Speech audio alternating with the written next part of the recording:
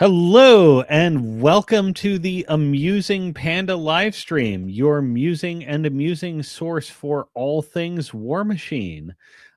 This week we are talking about the WTC Alternate Experience, and I am joined by the one and only Spinball Wizard, Mr. Dan Hudgenacki, who I know I'm saying that right. Please fix it for me. Like I always say to everyone else, I say Hoynotsky and I've heard everything else. I will never be offended by this. We were talking in the pre-show about the abuses of the Roman alphabet. So thank you for bringing us on board. How you doing this week, Dan? Glad I've been off work. Mm-hmm. Get time to relax, get some things done around the house. Yeah. Maybe think about painting a model, but yeah. Oh man, yeah. That's fighting the off season, something fierce. I haven't played War Machine nearly as much as I'm supposed to. I'm very excited about the game, but my hands haven't touched figures in a while. my game night's on Thursdays, so I miss Christmas. And you're gonna miss New Year's unless you guys are particularly ambitious. Yeah, I gotta talk to the store about that. We'll see if anyone's actually up or not. So or we're all just too hungover. Fair enough. That's probably gonna be me too. So for those who don't know, tell everyone about your background, who you are in the community, how long you've been playing the game, and what you've been up to. Yep, so I play out of the Detroit meta. I actually run a fair number of the events there along with Zeke. I've been playing since a little after Evolution came out, so mid to late So it's Mark like 1. 2005 or something like that. 2006, I think Evolution was. It was late 07 because it was okay after Evolution. Like there were still Evolution releases coming out, and we hadn't quite gotten into Metamorphosis yet. It's rare for me to meet someone who's nearly as old a Mark 1 old head as I am, so that's really exciting timing. Yeah, we don't talk about, it's not in this room, it's in the next room, the large wall of minis I have that are just War Machine.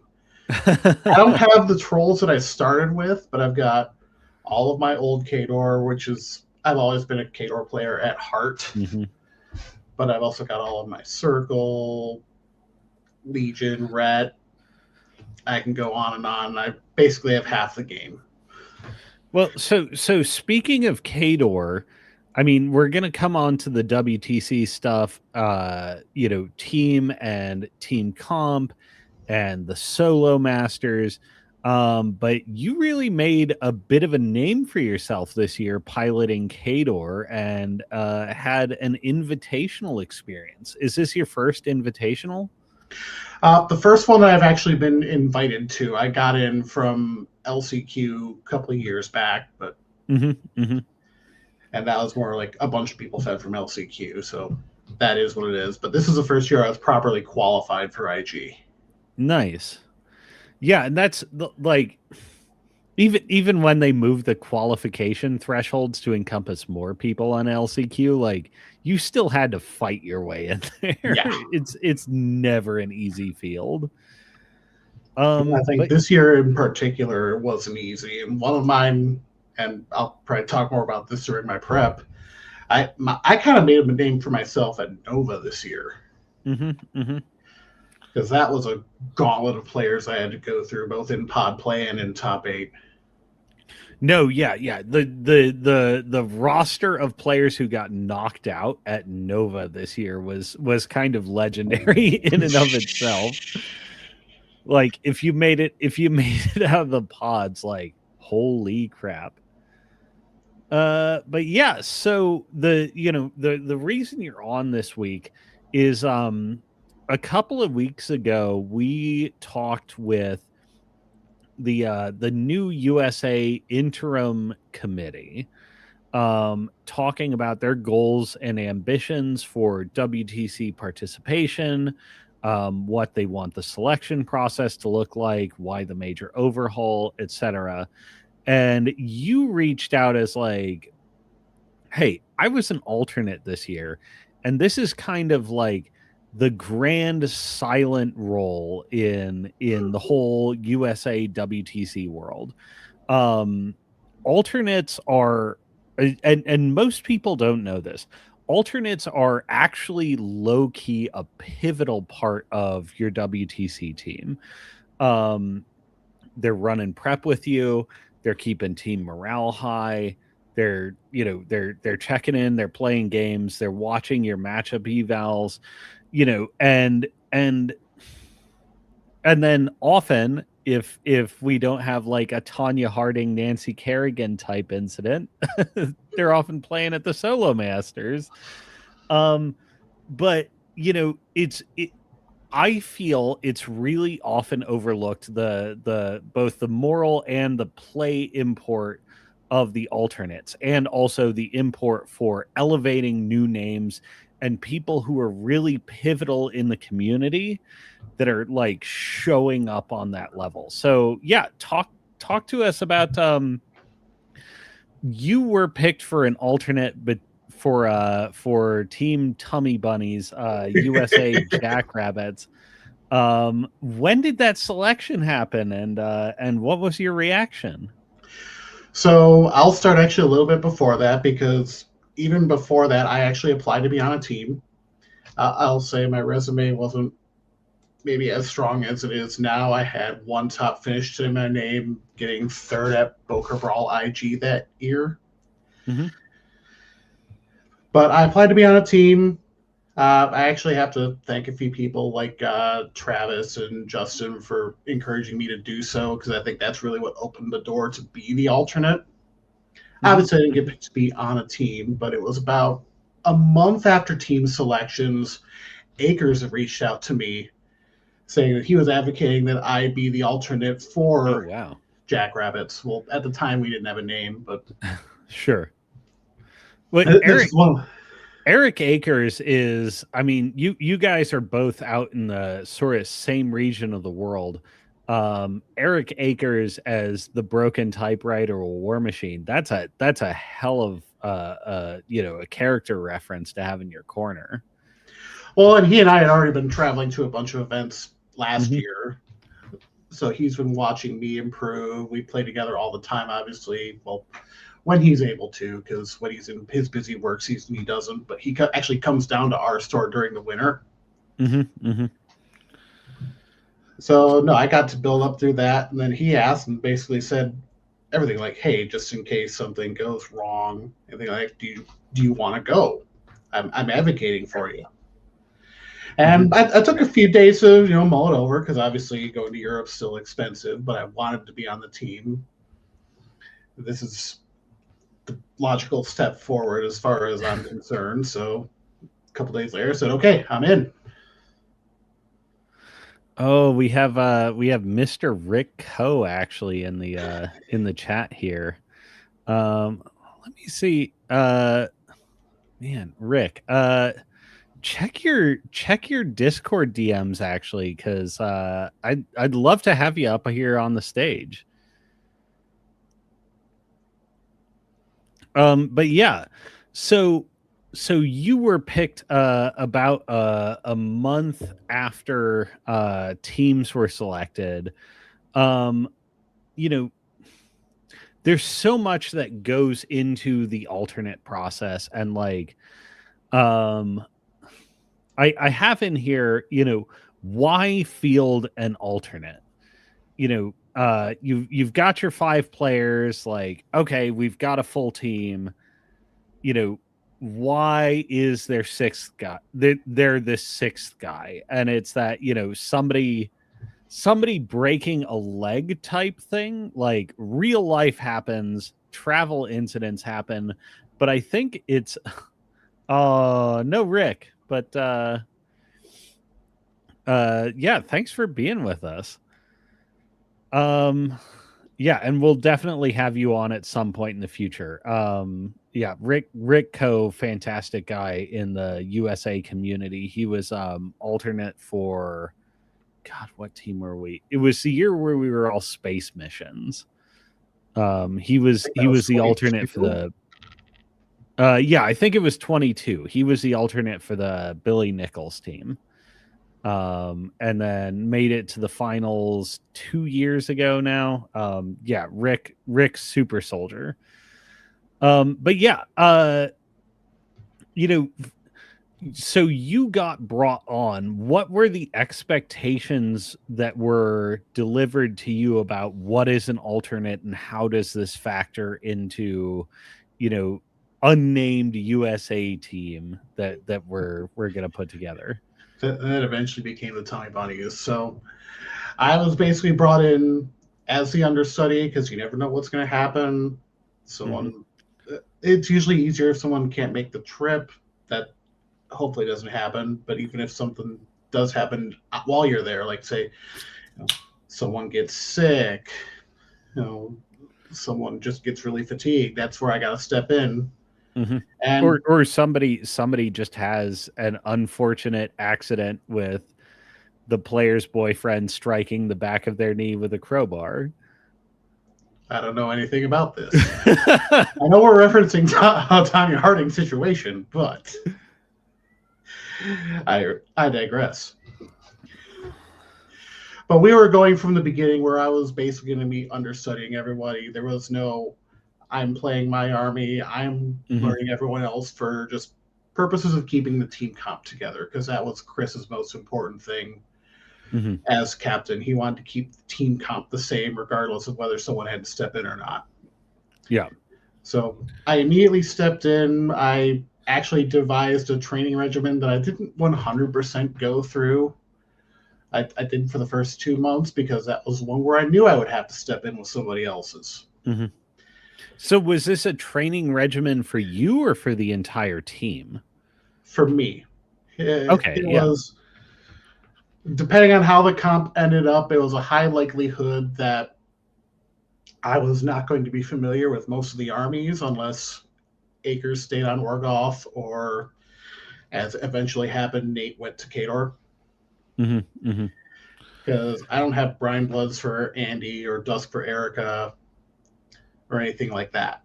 Hmm. And I was right away thrust into the I have 2 months to learn Crix for Boker Brawl. Because we knew Chris was going to be not able to be at Boker Brawl for the team event. He was, doing Right. something with his wife down in Mexico.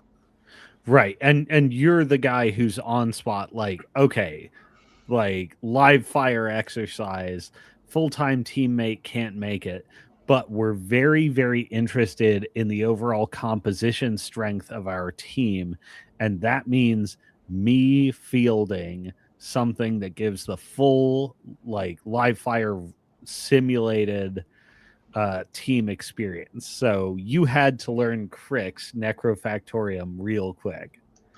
Yeah, so I did a lot of war tabling because I don't own Crix myself. Now that said, I did for an event a couple of weeks before. I did grab my buddies Crix to play in a steamroller event, and I still did well. I lost to Akers in the finals, which, oh no, I lost to Eric Akers playing his anti Crix drop. Right. Yeah, yeah. Hardly a show up in that one. Just responding to Jay Beatnik.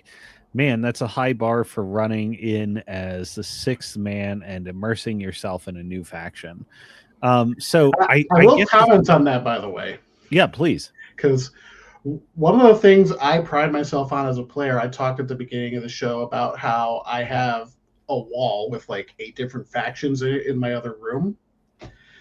So even though I'm, very obviously a Winter Core main player, I do consider myself a generalist. Every week at the store, I'm Hmm. playing Hmm. some random legacy list just to A, not absolutely trash everyone with the army I'm good with, B, just to broaden my scope, keep sharp on the BS that's going on with legacy, and I think that actually makes me a better player too.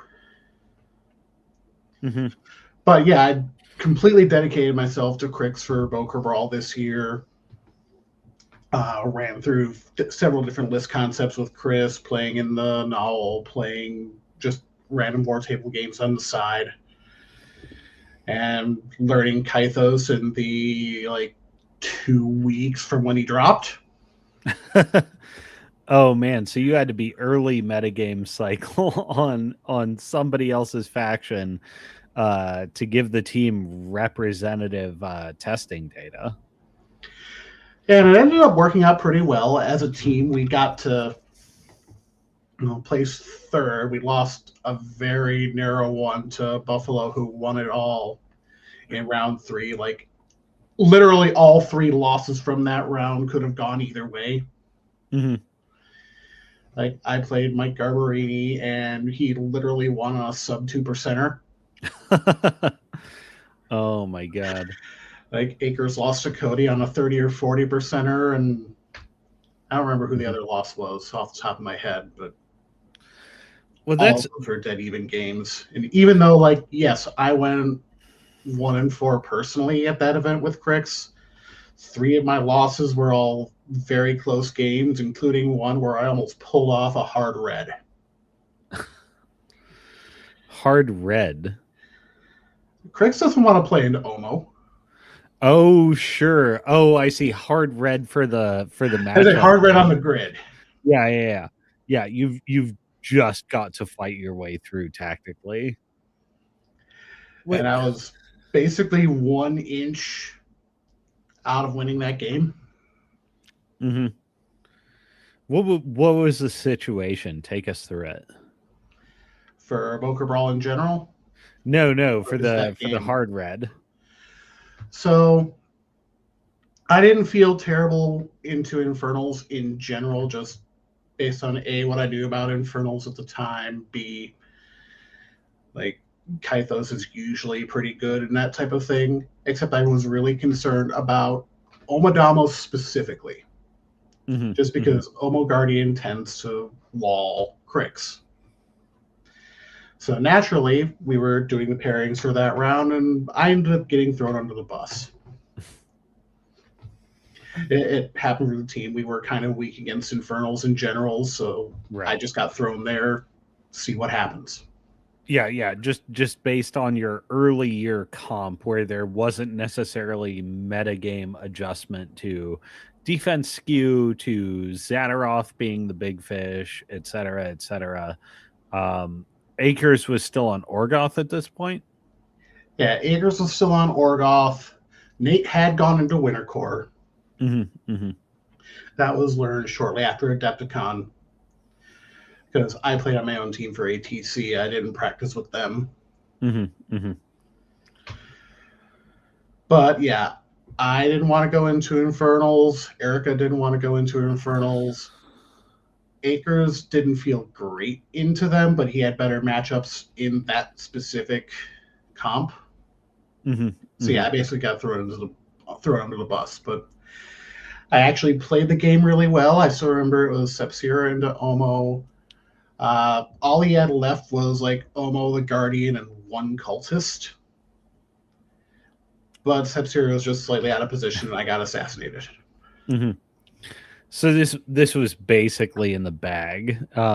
Jay Beatnik offers for us in the wrestling world in a stable. You're the guy that eats the pin against the world champion, so that you can keep the rest of the team strong. I wouldn't go that far. Like I said, my game against Mike the next round was. Let's see. I literally lost out on a 2%er, and I was taking over the game at that point. There was no way to keep Grendel off of the Garlgast. I had a couple of lucky rolls, kept him from. I was proud of this play. I dragged one of his barragers off of the 40 on Wolves, but Mm-hmm. intentionally didn't kill it. Oh, sure, So he just so couldn't he score can't it. score it. Yeah, yeah, yeah.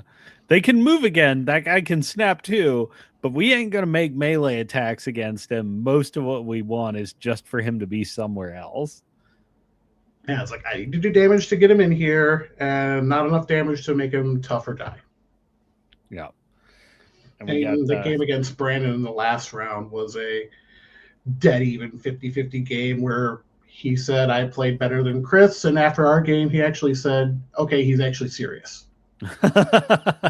He would want me to say that. Oh Well, man, Brandon that's a high compliment.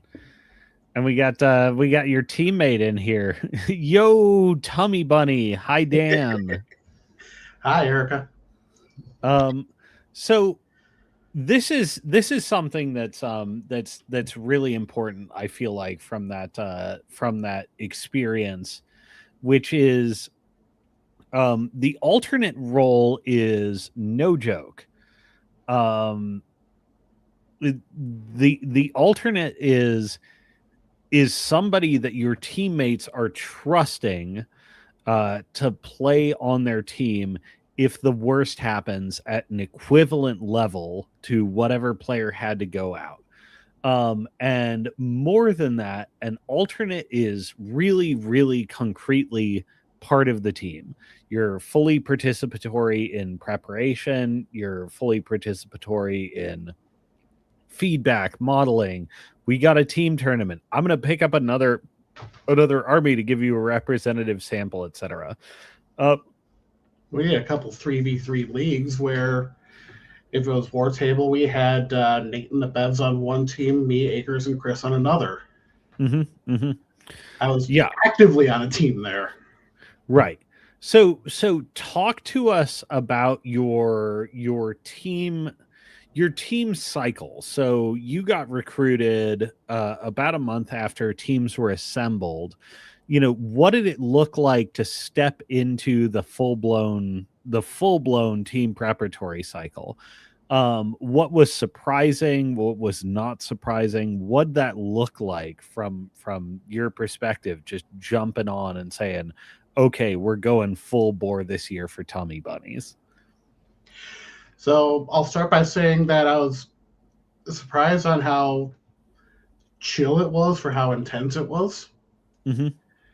Because we mesh as a team pretty good in general. Like, even though I'm making low self-esteem comments like, oh yeah, I'm just the alternate and stuff like that, everyone would say like, no, you are part of this team.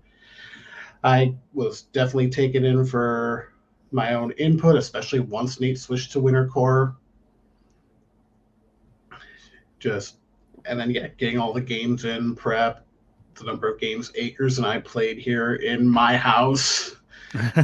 Just both practicing like my list, his list, and even practicing specific matchups. Like the weekend before, I was pulling out like a couple of the Asimov lists, a couple of the Helith lists, just to see how he played into those matchups after list lock. And again, these are factions that I don't.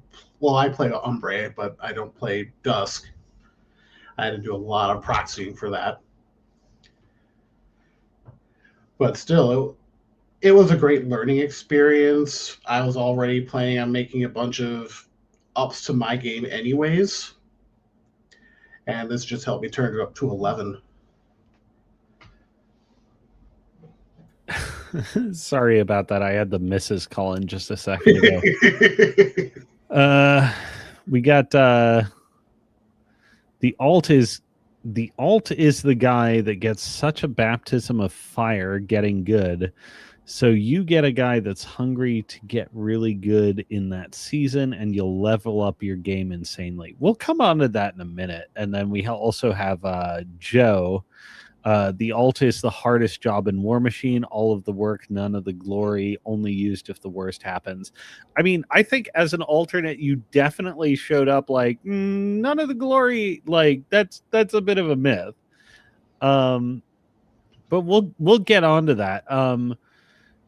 Coming on, there is the understudy expectation, but there's more expectations than that, because when you get recruited to a WTC team, there's an expectation of a certain number of games per week, a certain proportion of traveling, stuff like that. Like really, really being on the circuit. What were the expectations that you encountered coming on as an alt? So obviously, it's go to as many events as possible. There are a few that I wanted to go to but couldn't just because I didn't have the vacation time for work. Like I really Mm-hmm. wanted to go to Siege. I am specifically making plans to go to Siege next year. Mm-hmm. But I went to a bunch of the big ones. Akers and I actually road trip to several just regular steamrollers around, like not just Michigan, but uh, Ohio, both like Akron, Cleveland, Dayton. I took a trip to Chicago where Nate and I and a couple of guys from his meta played and did pretty well up there. So it's not just the big cons and stuff, it's just traveling to as many events as you can. Because Right. it's not always about the quality, it's about the quantity and getting to know your stuff and seeing what the matchups look like. Mm-hmm. Mm-hmm. Yeah. Yeah. And even like hitting steamrollers every other week or something like that, especially if it's in like a travel meta where, even if it's just down the road, you're encountering something different. Um, you're really stapling on the experience miles. Um, for yourself, was this your busiest travel year that you've had so far? Oh, by far. And Yeah. I've been trying to make this a thing anyways. Like, even if I wasn't going to be an alternate, like 24, I went to Boker Brawl, I went to Nova, I went to Warfare Weekend. I did all of those last year.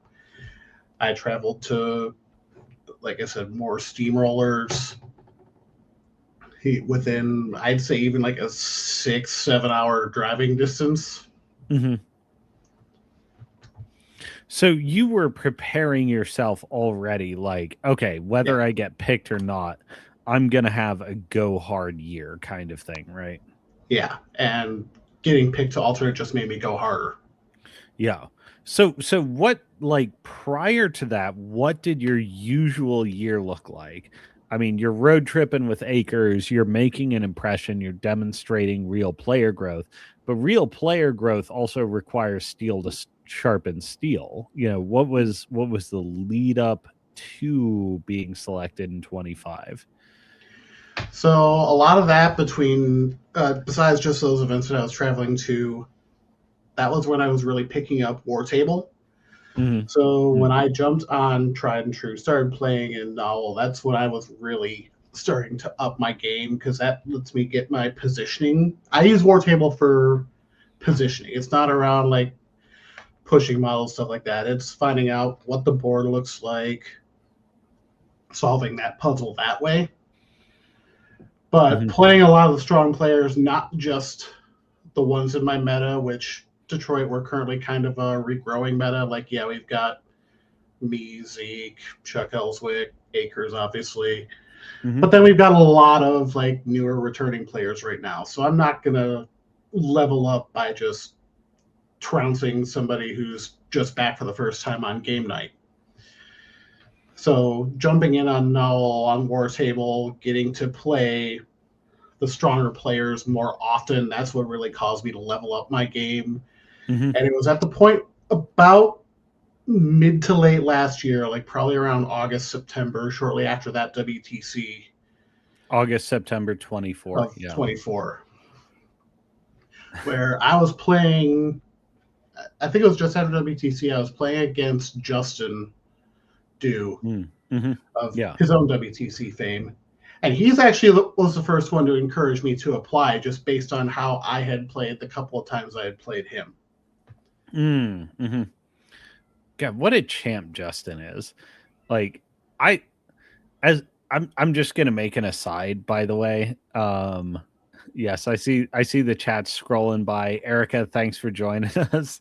Cosmonaut confirmed. I don't know. We'll see. The Maniacs still have a really high score, but on Justin, he's one of the sort of old hands or like staple names of US WTC performance.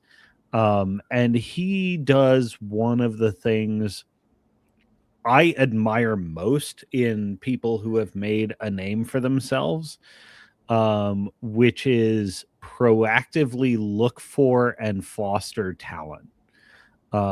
You know, in like if I'm in Justin's shoes, which I have been a number of times, like, you know, to find people, you know, when I'm on that particular grind and to really say like, hey, you know, I think you're like this close to like going the distance, or I think you're ready to go the distance. Like, you know, anytime you need something, anytime you need an opponent, or anytime you need somebody to vouch for your play, like I'm in your corner because we're all about like growing up the next generation.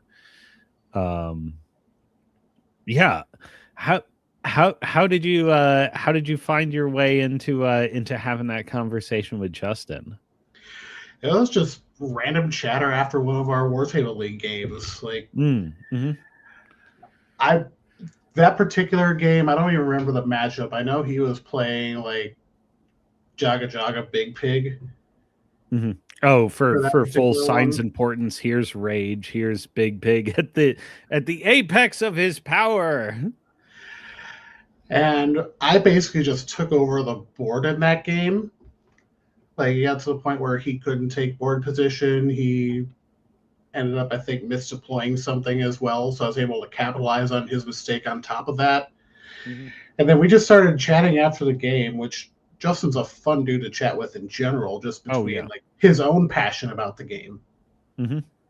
So I think we were talking for probably a good 2 hours after that game was done, even though it was a fairly quick game because I Mhm. took over on scenario that quickly. But that was where he said, like, hey, I think you've got what it takes. You should apply next year. Mm. Mhm. Mhm. Yeah. What was the experience of like what was the experience for you of seeing your effort recognized like that? You know, cuz often like if you're on the grind, you know, it can be sometimes an unrewarding experience, and when somebody really says like, "Hey man, you showed up." Like, how was that landing over in Dan world? I'll start by saying that I was a bit in shock. Like, I was always like okay to decent at the game, even in my earlier days. Like I remember going to lock and load at the end of Mark II. I wasn't even full on the circuit at that point.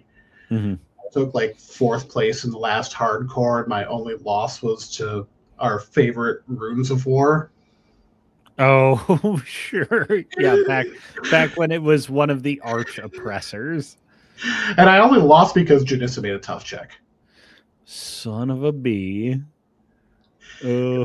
Back in the day, Widowmaker's sniper didn't ignore tough. Those were rough times. I don't miss it. A lot of people have rose-colored glasses for Mark II, and I do too, if I'm completely honest. But like every now and again, you remind me of specific things, and I'm like, oh yeah, don't romanticize the past. Those times were awful. I had to fight through four different troll players in that event. Many such cases. Only one of them was Runes of War, but I had to go through like a Madrak brick, a Yeah. Doomy Blitz, So, all playing Blizzard 1. uh, I'm going to apologize in advance, because I'm gonna have to let you vamp for a minute. Oh boy. But you because I gotta pee real bad. But you've talked about your travel expectations, and one of the things that stood out to me is games per week expectation. Talk about, you know, the expectations that your team set both for themselves and for you. Because like 2025, I was pretty active in online leagues, and like every time I turn around, oh, it's Dan again. Dan is in like even even the local Pacific Northwest League. Here's Dan. Like, you know, and you know, getting yourself syncopated to the war table experience. So talk to us about, you know, what the team's expectations were, what your expectations were for yourself, and how you managed to make it work between war table and between games. Oh, excuse me, games in person. So yeah, our expectations going in as a team were just reps, reps, reps.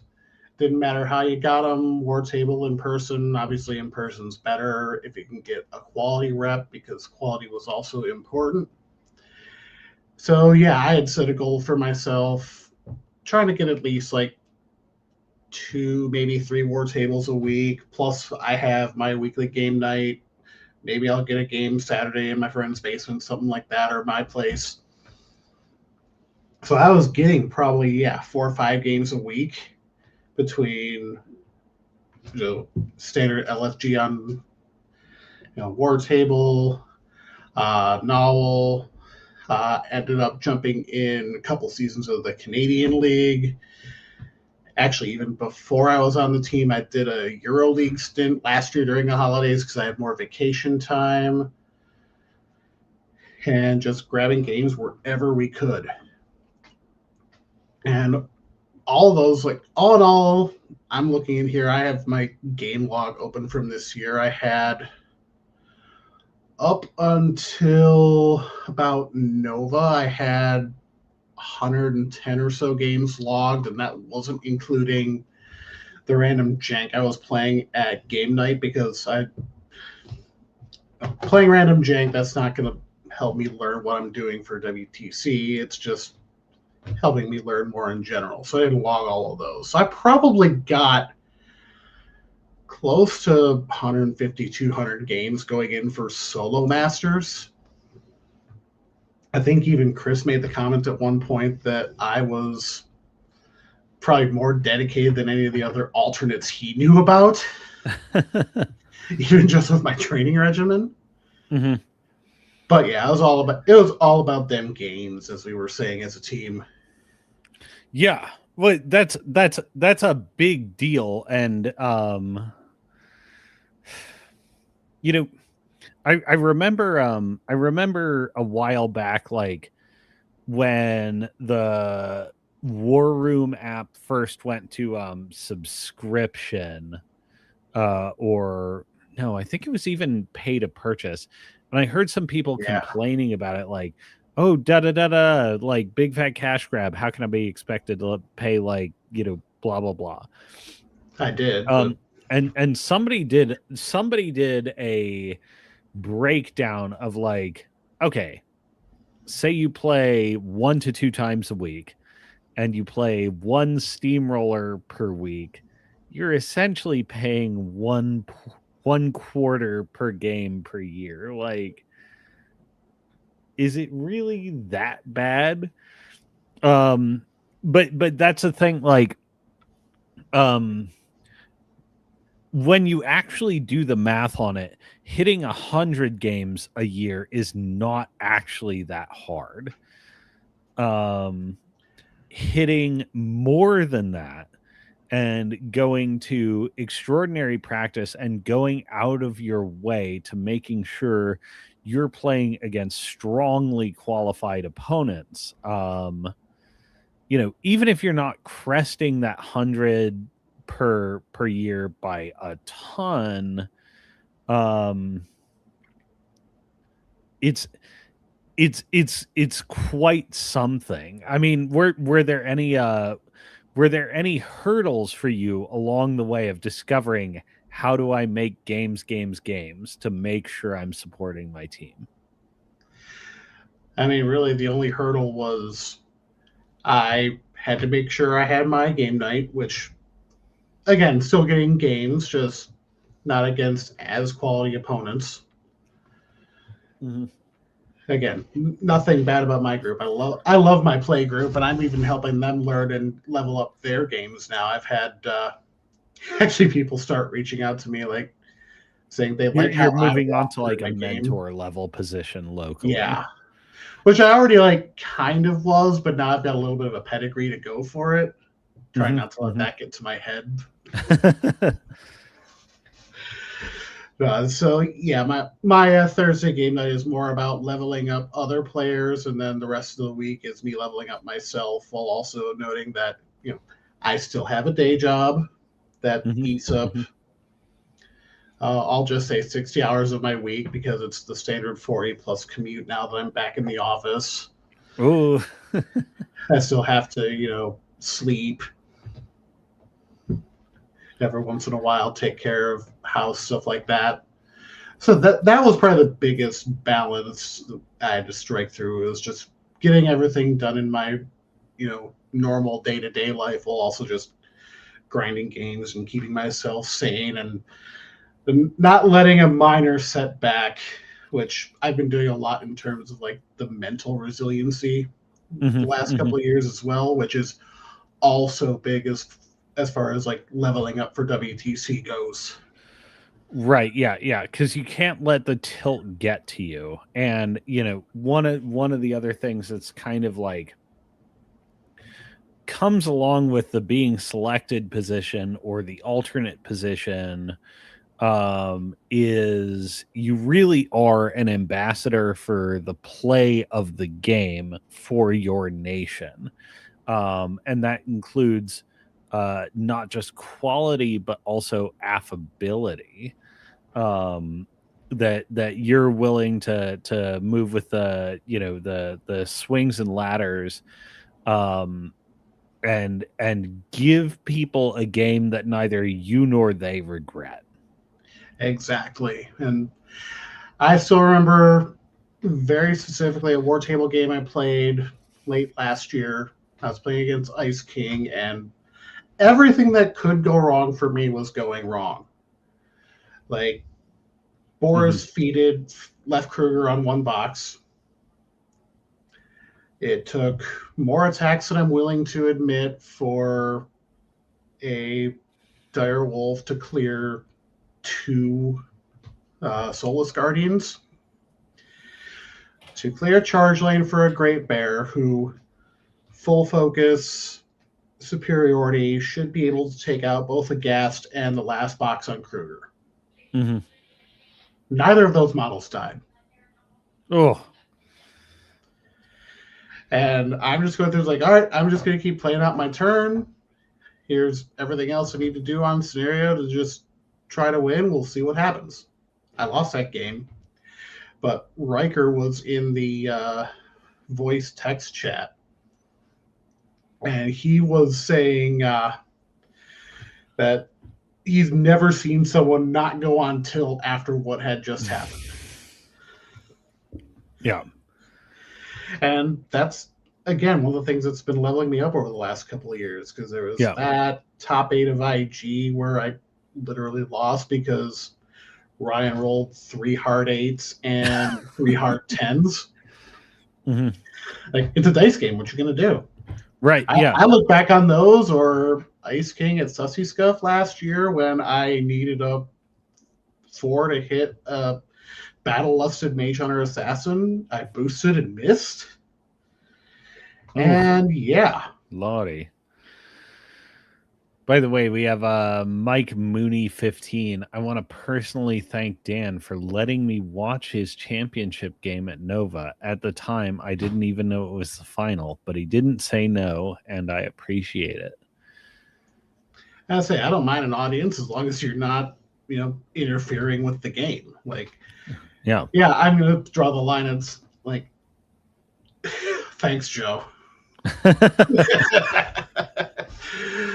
Like, I'm not gonna tell you to stop the game. I'm not gonna explain everything I'm doing behind what I'm doing for my opponent. But no, I'm not gonna turn you away from watching the game. Yeah. I love talking shop after as well. So here's one of the things, because like WTC players tend to draw a lot of press, especially if they've had a great year. But the alternates tend to get left out of this, and an alternate year really is a level up year in personal performance, like you've been talking about. um what would you say was your biggest level up moment from the year? I'm just gonna say all of Nova. All of Nova. So I already knew I had been working hard all year. Like, I wasn't necessarily seeing all the dividends. Like, yes, I can go 3-0, 4-0 in a novel league, or 3-1. Hmm. A couple weeks ago, I had gone to Minnesota, got into the I'll say easier of the two pods because I got to dodge the likes of Travis and Brandon. Hmm. I made a few jokes about that and took second in my pod there. But Nova's where it seemed to really all came together. Like I took on in IG a complete gauntlet. Like round Hmm. one was my easiest round, and that was against Dan Schwenke, and he is no slouch of a player either. Yeah, yeah. Round one against Dan Schwenke being the easiest round is like, oh, good lord, that's a tournament, all right. Well, because I went through Dan Schwenke first, which that was a Kador mirror. I had Andy Cash the following round. Also not Uh, easy. Also not easy. Ryan McCown from Chicago. He hasn't made WTC yet, but he's a very respectable player in his own right. Mhm. Uh, Boss fight to get out of my pod was JVM. Okay. So yeah, I was the one who knocked JVM out of Nova Masters on stream, and watching him tilt is always funny. It's a rare thing too. It's a rare thing, and I know this because he used to play in our meta. That Hmm. was part of how I kind of leveled up during Mark II because I had to face the likes of like him and Chuck Ellswick all the time. Hmm. But then we go into top 8. I have the rematch with Amy. Okay. And then semifinals is Riker, Oh. where I got him on an assassination I probably shouldn't have had, but Hmm. Well, I mean, you talk to almost anyone about one of their major con runs. It's like, yeah, and round whatever I stole this one. no, I was swinging above my weight class for all of these. It was only my only loss during IG Nova Masters was to Cody in the finals, which Hmm. that was when he was on his like 30 some game win streak. So, whatever. I lost to the guy who literally couldn't lose this year. Yeah, And yeah, even yeah. that game came down to, well, I should have revived a sniper before I ran Nastilla. Hmm. Hmm. And then it was still a pretty dead even game. Like that was what I'd say still one of my top games of all year. Cody is indeed a Brock. Wait, so here's the thing, like, and I think this is what any WTC team should want from its alternate. Hi there, Rick, team alternate. Is is is that somebody can have their knee blow out, and who they've got coming in, they have absolute trust. Like, no, we've got a player that is on exactly the right caliber. Talking to Brandon and others about the WTC prep experience and the come up experience, um even for somebody whose resume doesn't make the cut right away for joining a team, we've often talked about, how do you identify the player that is going to be ready to go with like 6 to 9 months, like who's really going to get their feet under them and shine. um and like, somebody like Rick, somebody like you is like, when you go from the start of the year to, all the way throughout the year, and you see where it ends and you say, no, yeah, that's my guy. um Honestly, like, it's a weird thing when I talk about the WTC, and when I talk about my teammates, or when I talk about the team experience, like, I always have to fight emotions to like not tear up a bit. You know, as I get real proud of my guys, and I get real proud of the guys who get selected, and put in the blood, sweat, and tears to really go the distance. And, like if you turn up at somewhere like Nova and you have the particular row to hoe that you do, and it's all coming together, like the practice is really paying off, like that's a demonstration of, world class. And, it's we're gonna talk some about like the alternate the alternate position prospectively, and like what it takes to make it there, or what you should do if you find yourself in that position. um Honestly, every time we pick an alternate for a team, I'm like, I'm hoping like that this guy like terrifies some people, and by the time we're at the worlds, it's like, man, we really we really should have like Dan or Rick or whatever like on this team with us. Like, holy crap, man. um Thanks for that, Rick. Cosma is a war machine proud papa, standing at the corner with a single tear in his eye when he's not actually at the table kicking the shit out of you. Well, Cosmo has gotten me a couple times.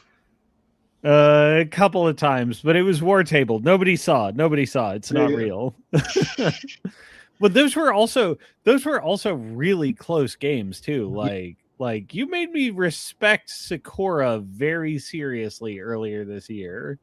I think I made a lot of people respect her. Like, and again, I'm going to bring Nova up to it because my secret tech for Nova involved a mage static Great Bear, which at the beginning of the year I remember talking about just as a meme. And it's like, wait, no, this actually cost him a boost in his assassination run on me. Mm-hmm. Which Shearis needs those boosts.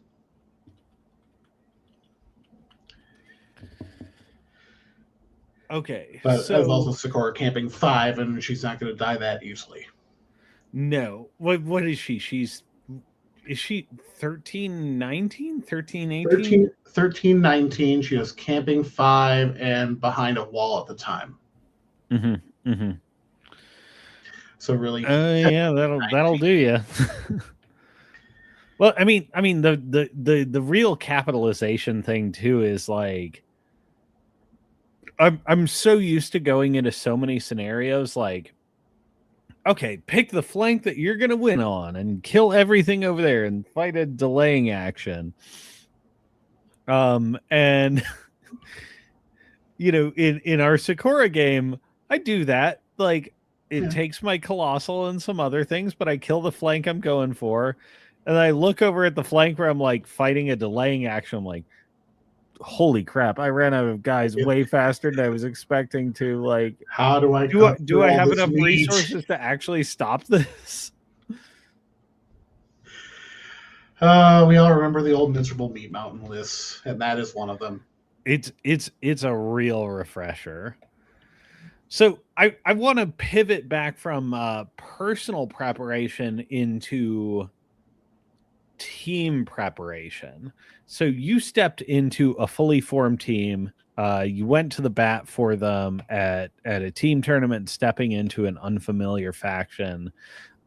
Speaking just from Tummy Bunnies, what did your guys' prep cycle look like? How often did you guys all get everybody together and all that? What was the Tummy Bunny experience?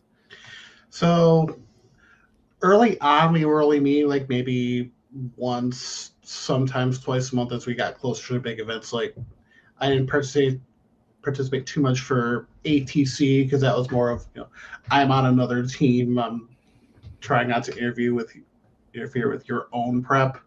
Mm-hmm. But like Boker Brawl, we had like maybe twice a week meetings. As we got close to WTC, we were meeting every other week and eventually weekly. Mm-hmm. But then we had our own team Discord server. Every one of us had our own channels where we just throw up lists, talk shop, like, why are you looking at this build versus that build? Mm-hmm. Acres throws a list in there like, every 6 hours. That's just what Sure. he does. Yeah, yeah, he's But yeah, we're absolutely going through. All right, post a list. All right. Well, have you tried this tweak, that tweak, the other tweak? We were looking at, especially earlier in the year when the packet was newer, like how do we play each different scenario? Like, do we think first or second player is a little more favored? Does it depend on your list? Mhm. And we just had the entire Discord server going and saying, like, hey, here's our archive of everything we're iterating through. That included different, potential team comps. Like Nate Mhm. switched factions like 2-3 times before settling on Winter Core. Right. I don't Did he think ever go back to Grimkin or Legion on that one? no, because apparently he actually sold off his Grimkin. But Mm-hmm. he was on Dusk earlier in the year. The early year comp was looking like double Dusk. Then we found out, especially after Adepticon, the meta's kind of adjusted to Dusk, and then Kythos came out. Now we're looking like fully against Dusk. Right, So yeah, Erica's because on they're her not uphill hit battle. fixers. So we're looking at Erica in very specific matchups. We were looking at Chimera for a little while, but Nate Mm-hmm. wasn't really like fully getting there. Then he jumped onto Winter Core, and that A helped some of the comp, and B really gave me I'm going to go personal here again, but Sure, it yeah, gave please. me a chance to shine to go direct because Nate and I bounced lists off of each other the last probably like 6 months before WTC. Mm-hmm. And that's how we got to like different versions of the Baronova build. We had a few different ideas for off lists. Mm-hmm. Well, it was interesting, and I could tell you guys had that team cycle because when we went out to that ramen joint at Warfare Weekend, like it's you, me, Nate, and I'm gonna kick myself in the head here because I can't remember God, who your was other. there? It was was it one of his locals or We had a fourth guy who there was was a fourth person. awesome, and I hate myself for not being able to remember, but like we're sitting down, we're eating our food, and we're talking Winter Core tech, and it was super interesting because you and Nate were like this, like hand in glove, like, oh yeah, these guys had. Oh yeah, it was Mr. I think it was Mr. Mark Taylor. Is that That might right? have been. Yeah, I think it was Mark. But yeah, you guys were like clearly in the same brain trust for a year and like really, really going to town on the core technology and applications for units. And like we hit this really nuanced discussion where you guys were talking about like how do the how does the SKS cadre character unit play? And like, well, there are all these mode expressions for this play and what they accomplish in scenario and all these different situations. Like, oh yeah, you guys have had months and months of calls, like really digging into this, right? And it helps when you're like everyone's saying Winter Core is a bad faction, and you got people like Nate and I just tearing it up with them. Mm-hmm, mm-hmm, absolutely. Well, And yeah. So the team meeting looked like, okay, you're participating in the matchup discussions, the technology discussions. List lock goes live, and the teams, everybody's like, main team is like, we're all still going. What is doing the matchup grid look like from the alt perspective? I mean, I imagine you're probably filling out your own grid, but I imagine you're also probably on tap to like help people talk through what they're looking at, right? and exactly, like we had our grid set up, we had comments on there. I'm looking through and saying like, I'm not sure why like Chris had this as a red. I thought this matchup was fairly favorable when I was playing earlier in the year. Or I had a few very strong comments on like Nate's grid in particular, again, because we're playing the same army. Mm-hmm. Uh, it was, I'm going to say this again, that Baranova list was majority Kador owned. It was 51-49, but it was majority Kador. Exactly 51 points of Exactly models. 51. Because Brilliant. 22 for 2 Raiders, 29 after you got Kruger, 49 for Nastil and Aberration. Mm-hmm. Majority Kador. Just barely. Technically correct. The best kind of correct. But no, I actively went through the different grids.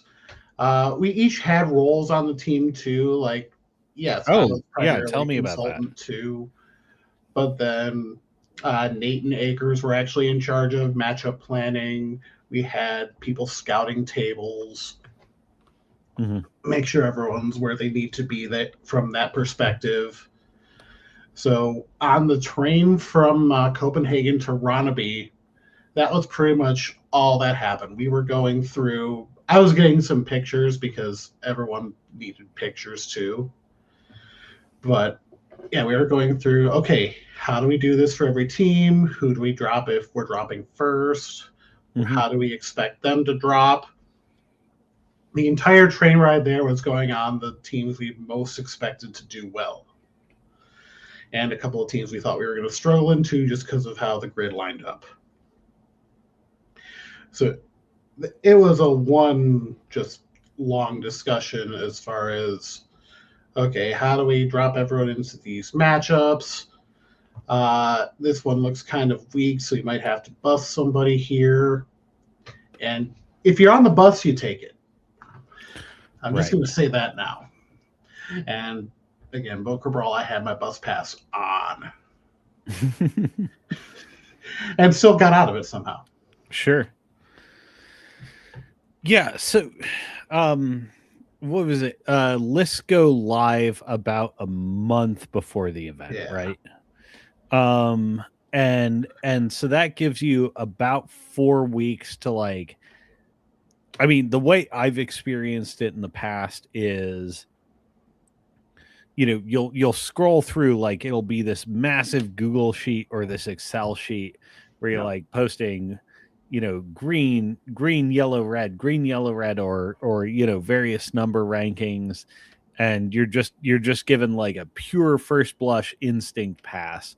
And then as you get closer, you know, because it's a lot of data to get through, and then you get closer and you're like, all right, let me grab my best friend and say, let's talk through this specific list that, you know, I have a 1 in 300 odds of seeing. Like, let's really talk through this. For you, getting into the headspace of, you know, you're on the train from Copenhagen to Ronneby, you know, what was your headspace for how to get in and be the most effective partner there? So a lot of what I did there is actually before we even flew out. So we went through the initial pass of the grid, like basically 2 days after list lock. First thing we learned was, okay, wow, actually, you guys are a uniquely effective data entry team if you could do it 2 days out. Nate's a machine. I'll just say that. Because Nate was getting stuff in faster than Chris could. We were going through, again, they're doing first passes of the grid within a week or two of list lock. One of the things that surprised us this year was just the amount of dusk in the field. Right, because it was surprising versus the metagame estimation of them. And very specifically, what came up during our stuff was, okay, Acres was supposed to be our dusk drop, but then there was a lot more Hell of Phantasm. And Acres had been like, oh, Zakar just absolutely shreds most of the dustlets that are out there, especially if it's Moraine. Because, oh, I've got anti-spell for days. Then all these Hell of Phantasm lists dropped, and it's like, wait, this is actually a problem because Zakar gets shot off the table. Right. So Akers and I played probably 2 or 3 rounds of that matchup in my living room, just to be like, hey, is he still the drop for this? And we ended up actually like he didn't like it, but we ended up saying like, well, maybe Mordecai is the drop here instead of Zakar. Mm-hmm. Because it's more of the anti-shooting list. Again, if you don't have a ton of shield guards, I don't know if you've seen that Mordecai list that he was running with double mammoth. Yeah, that is an anomaly for Mordecai for sure. That list, from a Winter Core perspective, is scary. Mm-hmm, mm-hmm. Well, Winter Core doesn't do that much damage, and Winter Core doesn't like shooting at something that gets speed and reaction. And Winter Core also doesn't like being thrown out of the way. Mm-hmm. Oh no, yeah. Because the faction doesn't have good or any range defenses other than a direwolf saying, "I got you, champ." So there's the Direwolf, or if you're playing Savrin, you can have multiple shield guards. Right, right. Right, and even then you're restricted by unit cohesion, so it could be an entire unit of suppressors saying, "We got you, champ." No, that I was glad nobody else was running that because I played way too many games into that and I lost all of them. I Mm-hmm. took one of them to bottom of 7. And I think What that I was mean, actually a variant using Magnus instead of Nastilla. But still. mhm. I think that's like the if one of the hallmarks of like really winning as an alternate is like one great solo masters performance, but two like your teammates are prepared all the way to the hilt. Yeah. Like, And one of the things I did stepping into the alternate there was no, I'm going to be playing the list you could potentially play to see if you can still play that matchup. mm-hmm. No, So yeah, that's my because you entire have point with that story. no, yeah, because you guys have proficiency, um, and you're looking at like your team does data entry so fast that you have, active feedback points within 2 days. Well, hey, guess what? Like even pre-European vacation, that gives you 2 almost 3 weeks to like, yeah, I know my faction inside and out, and I'm going to give you every game that seems like a problem. Yeah, we even played Akers and I a game right before we flew out. Like literally. Oh, nice. He came down to my place. We woke up at 6 in the morning, played a game, went to breakfast, and then went to the airport. Mhm. I'm not gonna lie. I've had multiple years where the thing I was doing right before I flew out was painting. But Luckily, all of my stuff was painted, and well, Akers doesn't paint his own stuff. His painter did, so sure, yeah. painters, because he had the one guy that did most of his army, and then Ryan Wolf the Cat, as many know him, Blightbringers, Mhm. did a lot of his Cursebound stuff. So we were all good on painting. It was all about the games at that point. Mhm. I get paid enough money to to buy models, but not paid enough money to have somebody paint them. So I can probably say I paint all of my stuff. I was talking about at the beginning too. I like literally just finished this guy. oh yeah. Let's figure out how to blow that up. Sorry, hold them back up. That is a gorgeous Strix. Thank you. So I hope everybody out there can see it. I just gotta get more paint on stuff. Right. As an aside, are you looking at a faction hop for this coming year based on what you know? Where do you want to land? We'll see what happens. Like, well, Kador in general, Winter Core is always going to be my first love. After WTC was done, I was actually playing quite a bit of Orgoth and enjoyed it. Mhm. I screwed around with Convergence, but that was mostly just screwing around. I've got Old Umbre that I want to jump into as well. some of the ADD is still there, but we'll see how January drops. Hmm. Right. Yeah, that's the big question mark looming in everybody's mind. We still got to wait 3 weeks, Yeah. We unless got somebody tries to tease something. Jay Beatnik admiring the Strix as well and saying, "Wait for the Extreme Strix." Did you take the opportunity to grab an Extreme Strix at Lock and Load? I did get one, and he is not assembled yet. Good man, good man after my own heart.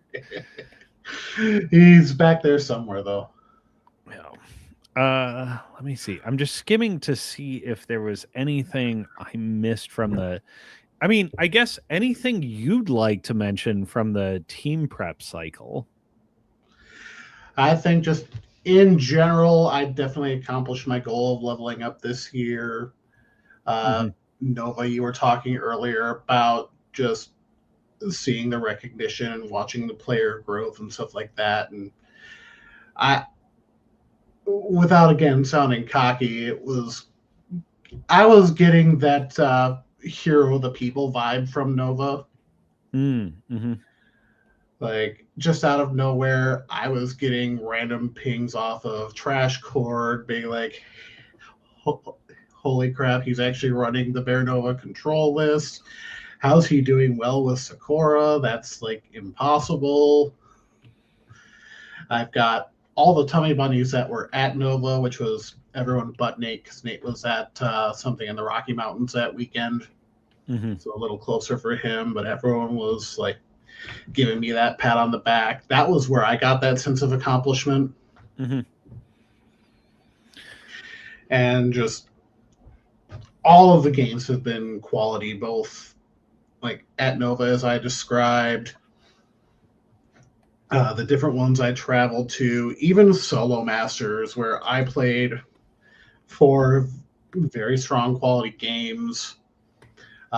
One of them, I ended up actually jersey swapping with the Swedish guy. I played that round. Oh, Went nice. to a bottom of the 7, 20 seconds left on clock. Like he clocked, I won 24-20.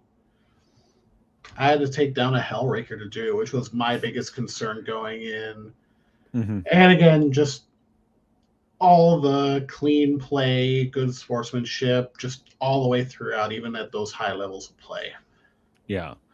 So I want to get into your solo masters experience in just a minute, but like something you said really did just remind me, like the hero of the people and the massive personal level up, like having gone a number of times with alternates, it has been a pleasure for me to see, their growth in that period. I've gushed over Rick Coe.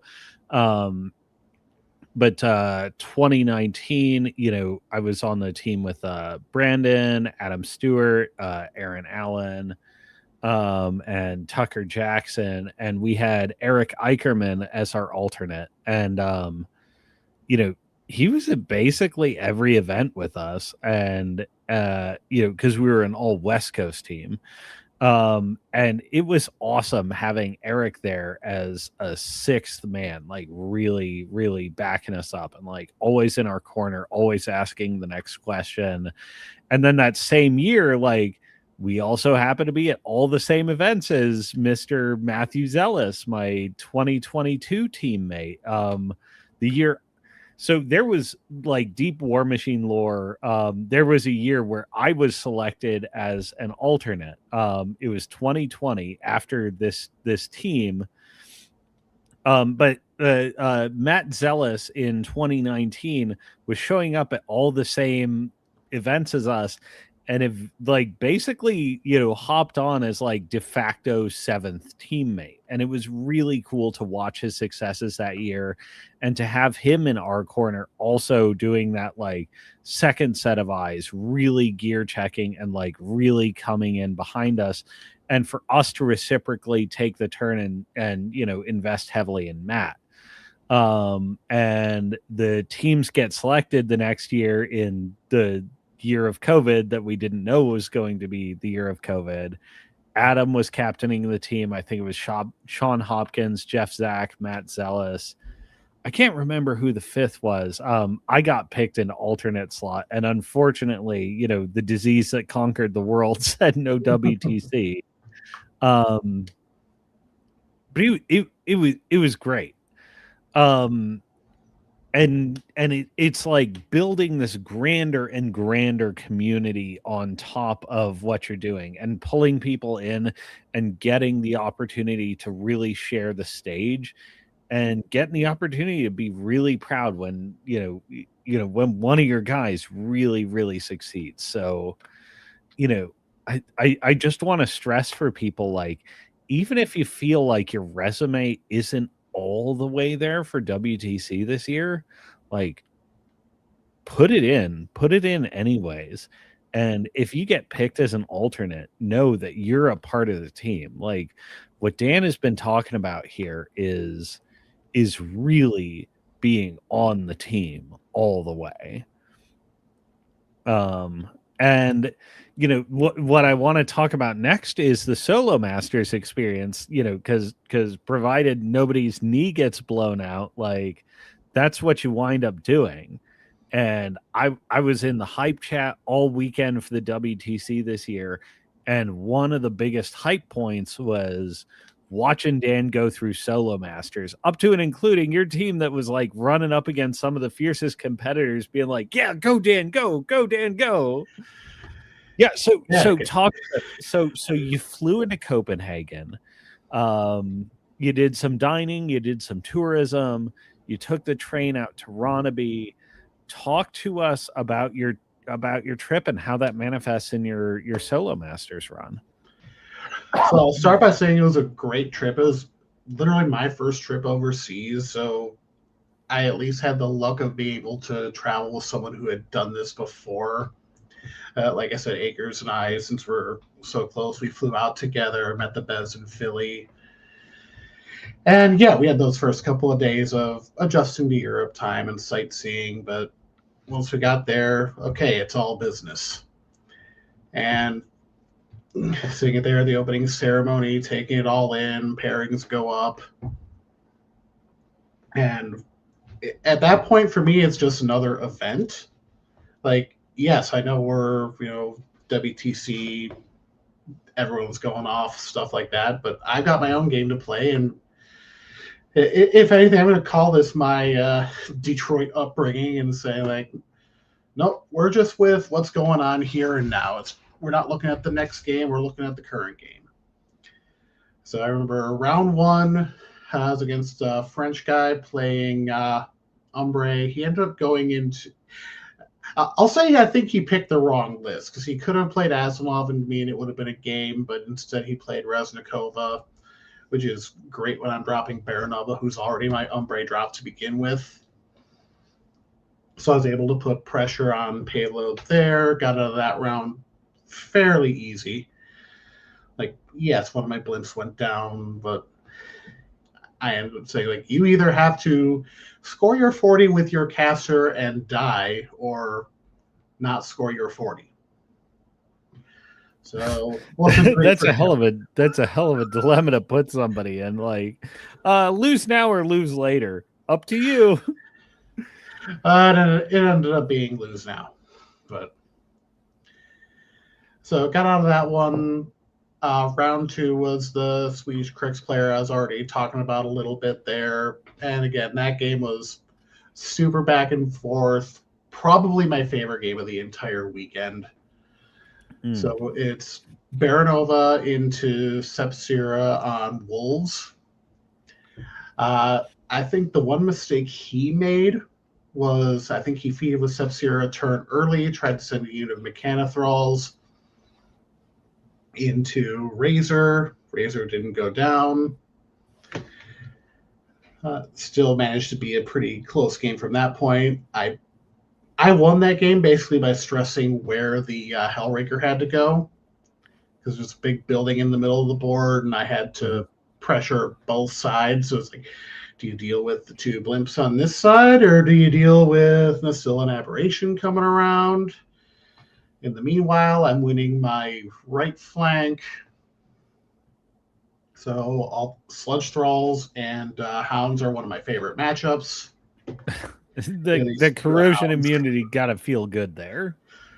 Feels really good. He ended up having to commit a unit of Cavin to try to stop the bleeding there. I ended up winning that side, ended the game with Baronova in his deployment zone. Lordy. Okay. Like I said, real knockdown drag out fight there. It was, like I said, 24-20, bottom of 7. He clocked. I had 20 seconds left. Again, favorite game of the entire weekend. Mm-hmm. Round 3, again, it kind of reminded me of the Dan Schwenke game at Nova, except this guy was trying to be even more aggressive with Vilkel. And I'm playing Sikor, who I have basically built for the mirror. Mm-hmm. Because right, because Winter Core has armor problems. yes, and you're just like, here it is. here's my armor problem. They can also crack armor. Right, yeah. Here's way more armor than you're comfortable with, and also base arm 20 doesn't stop me. Yeah, and that one, he was basically tunnel visioning on the assassination there, and that gets you in trouble at some point because a good player is not going to give you the assassination. Mm-hmm.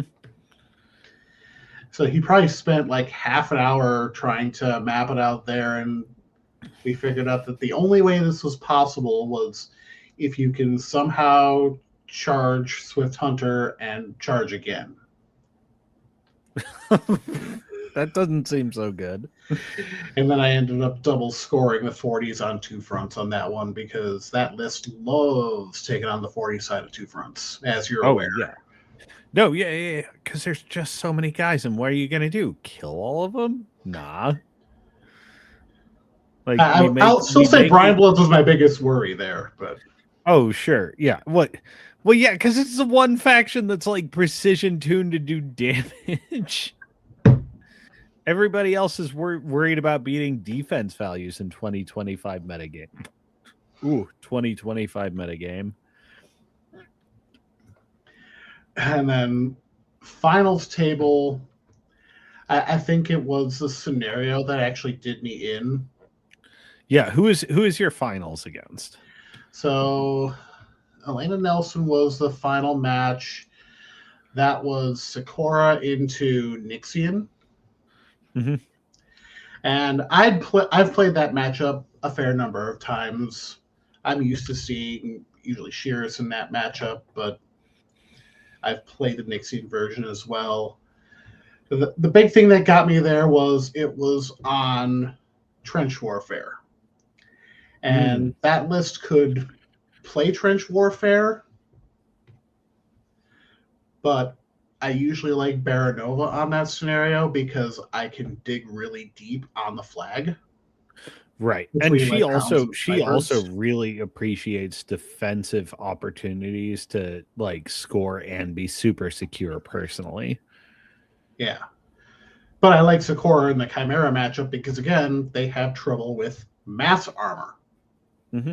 They can handle pockets of armor. In fact, the Wyvern turned out to be just thorn in my side that entire matchup. And ultimately what lost me the game because I couldn't deal with the Wyvern. Mm-hmm. But I wasn't able to stretch out like I usually do on trench warfare with how the buildings on that board were done, which we were on, I called it the Grimkin board, but it was really just what happened for that board was it was a bunch of failed prints of terrain from like the Terraniac set that Peter, the organizer, gave to his 3-year-old to paint. It ended up being like the favorite table from Solo Masters. Because it's all like very whimsical, like speckled paint jobs everywhere. You can see where the prints failed. And like I said, I called it a very Grimkin vibe. But because where all the buildings were, it kind of limited how I could position, and Wyverns, well, don't care about buildings. But it was still a really good game, and even though I lost, I definitely didn't leave disappointed. Right. Well, also, I mean, I'm sure as you were familiar with past experiences, like when you make top tables in a field full of sharks, like win or lose, you get to hold your head up high. Yeah. Yeah. And that was true at Nova. That was true, like, even in Minnesota earlier this year, even at IG. Like, you get that high, I'm never going to complain about it. Yeah. Yeah. Absolutely. Well, that's we've talked about like a lot of being on the team and the team experience, and sort of the double-edged sword is like if everything goes according to plan, you don't get to have your big day. But the reality is, like, if you're there, you're preparing yourself to be WTC caliber. Like, even go into solo masters, you get to have your big day. So Yeah.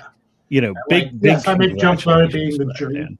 I make jokes about it being the junior circuit, but still, all those games were quality games. I have no regrets. Yeah.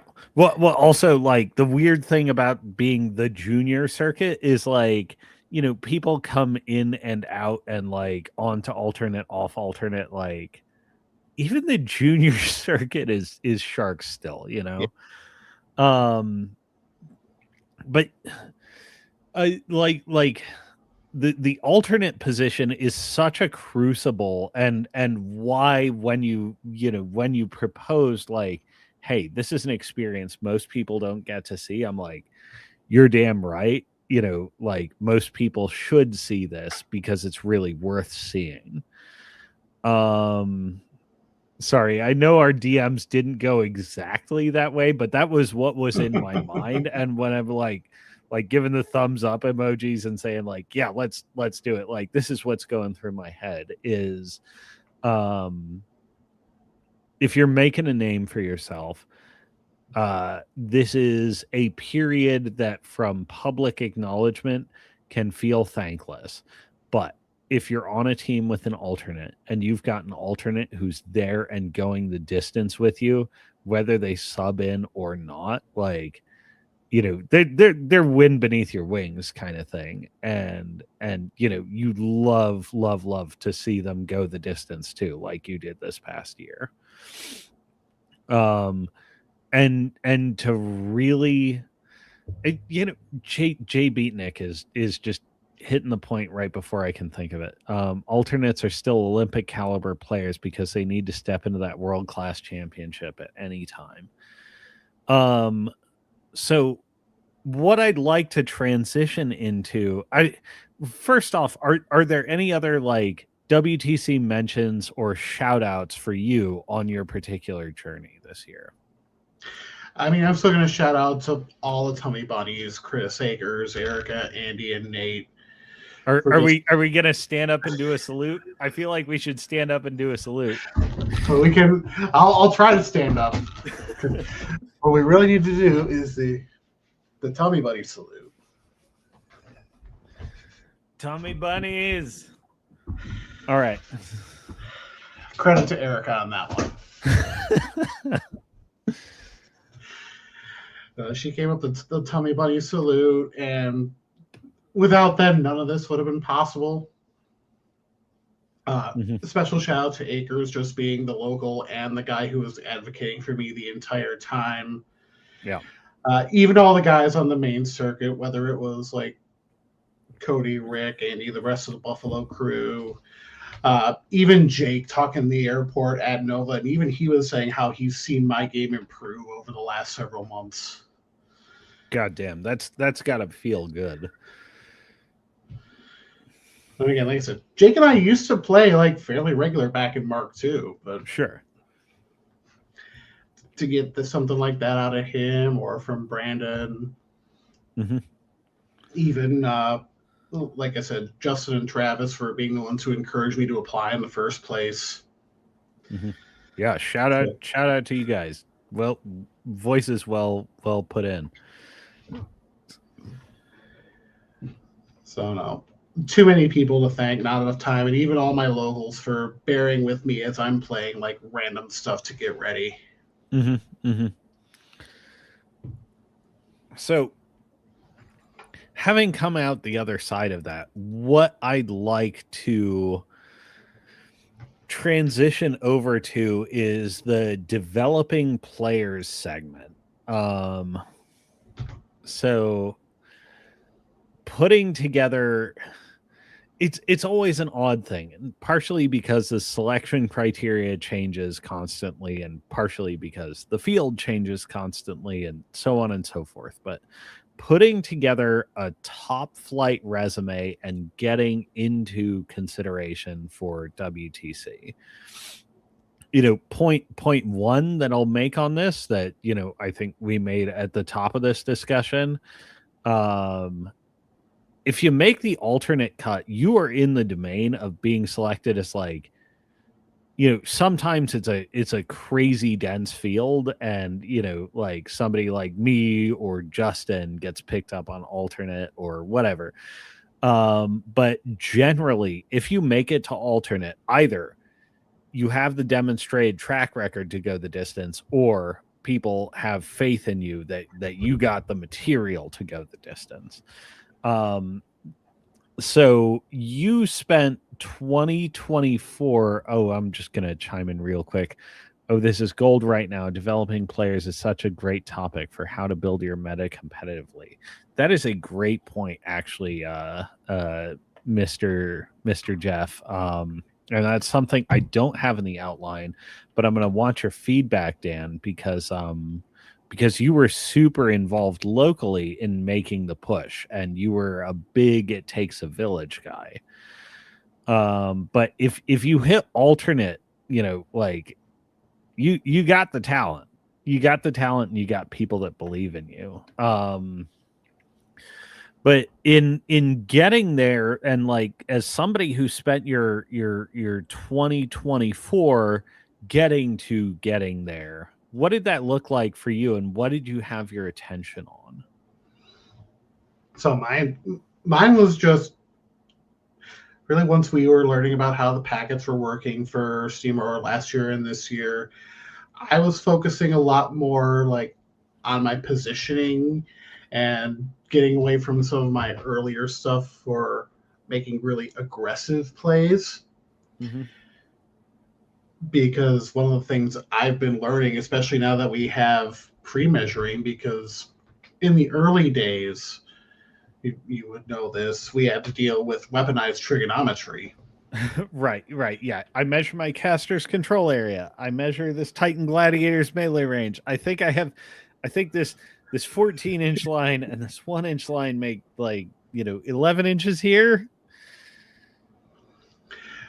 But then, yeah, using it for my clean play, both in terms of like, okay, yeah, War Table gives you perfect information, but okay, let's bring it to the physical table. All right, I'm going to start laying down my sticks. I don't even use a tape measure anymore. Mm-hmm. I try not to. I'm right there with you. I'm at the point where I don't even bring one. Oh, Like, I measure out the scenario with my sticks. Bold move, Cotton. Hey, it's accurate. I suppose so. But yeah, just the focus I've been getting on clean play, and that's something I've been advocating with my locals too as part of their level up.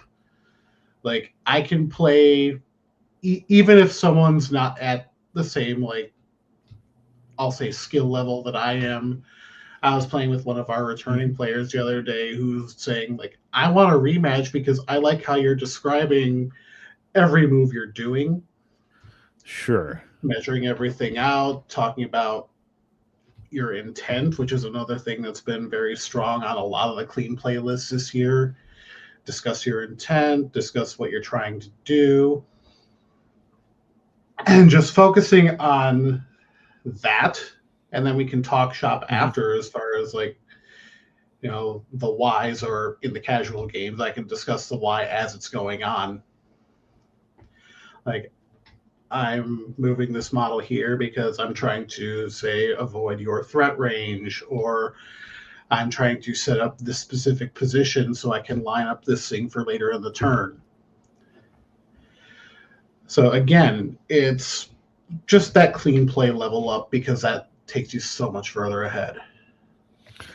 Right.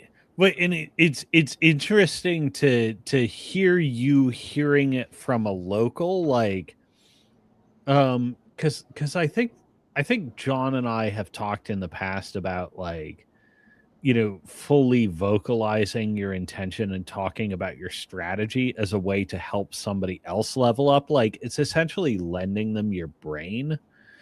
Um, but to get from somebody in your meta, like, no, I want to play you again because you play the game right, and you playing the game right gives me access to something that I wouldn't have access to otherwise.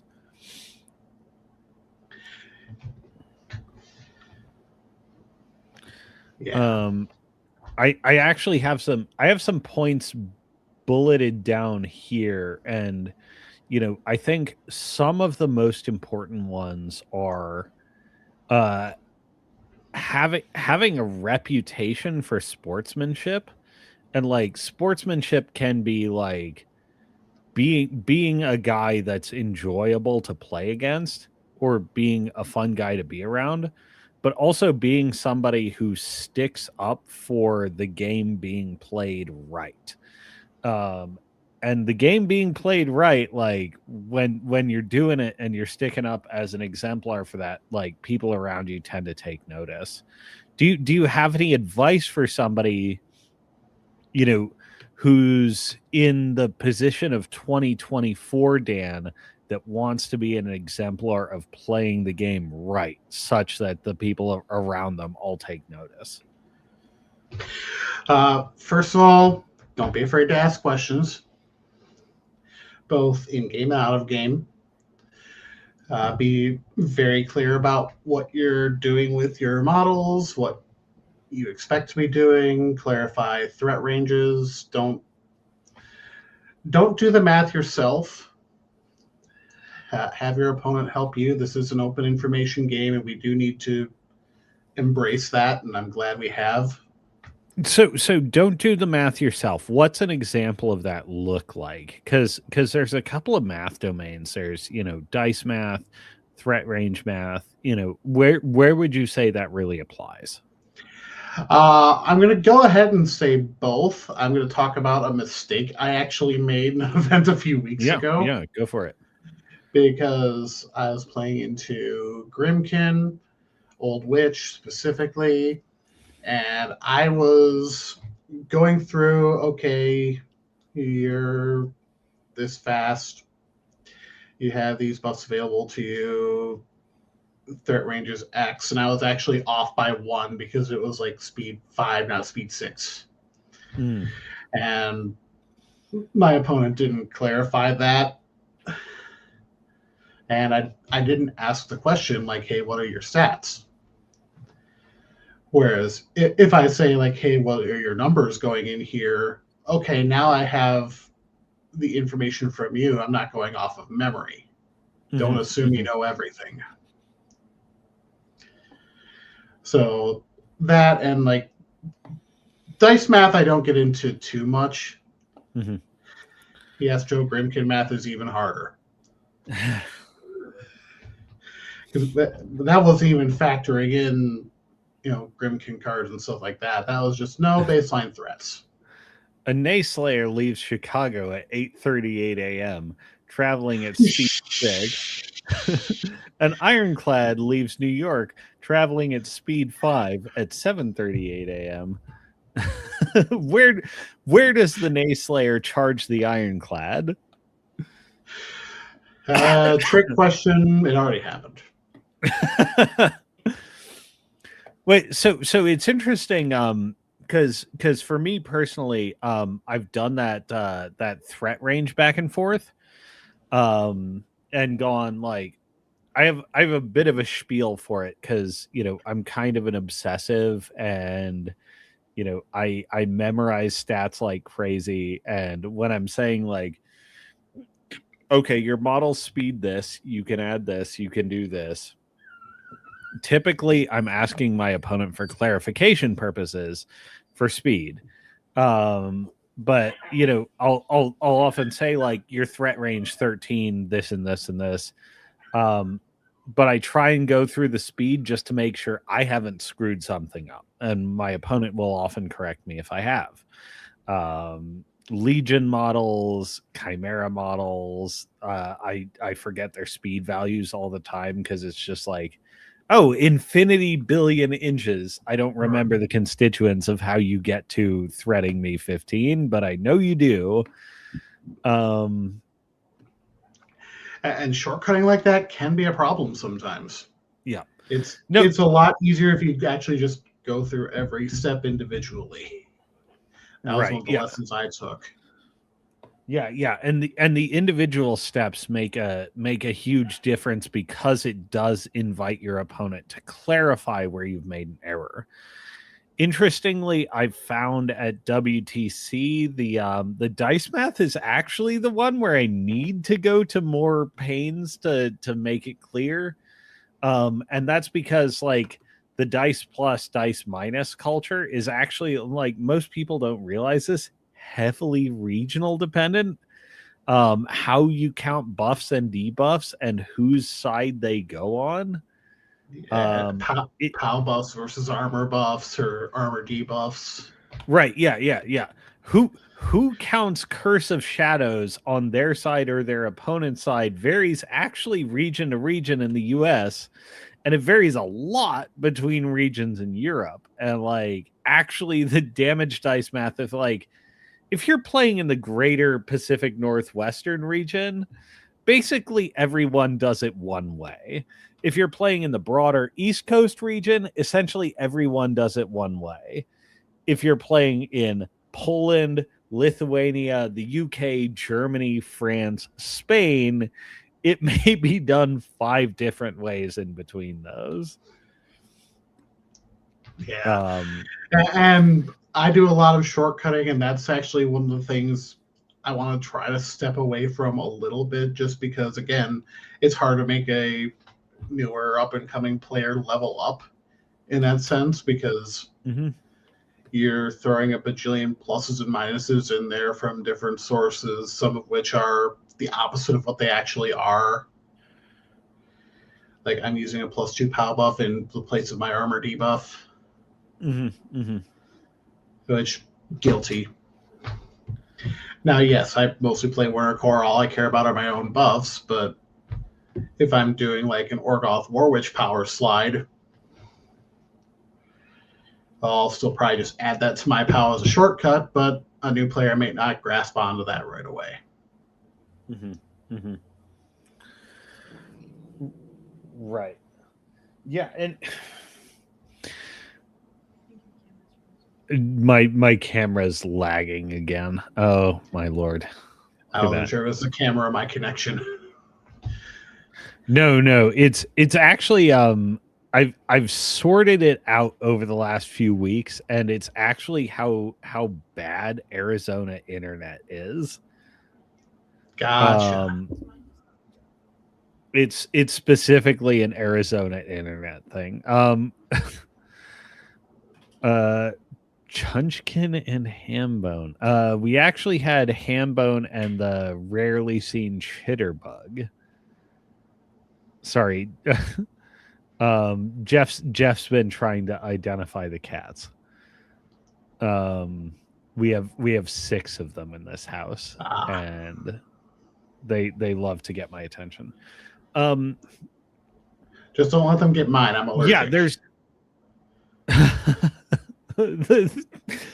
oh man, I've been wanting to throw together an Arizona event and like host people out here. I'm like, okay, good to know that I can't really host Dan out here without him dying. Oh, or I just have to take a lot of meds. Yeah. I have severe cat. So here's a weird thing about cat allergies is if you have time to acclimate to the specific cat's dander, you will stop being allergic to that specific cat.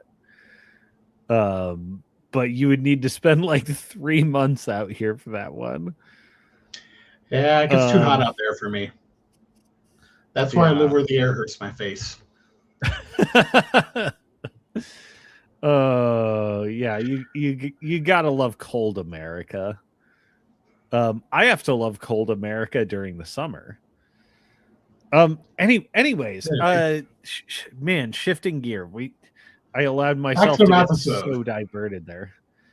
Mathesode. Oh my god. Blame That's Joe. did you missed it. You missed it. Didn't you see the Mathesode? I'm sorry. I'm just like Keith pulled off the ultimate gaslighting thing and I'm just doubling down on it. But Mathesode coming someday soon. Um so I think one of the things I didn't put down on this checklist that I think is actually important and it actually used to be so back when I personally first started applying for WTC, I think I first submitted my application for the 2015 year.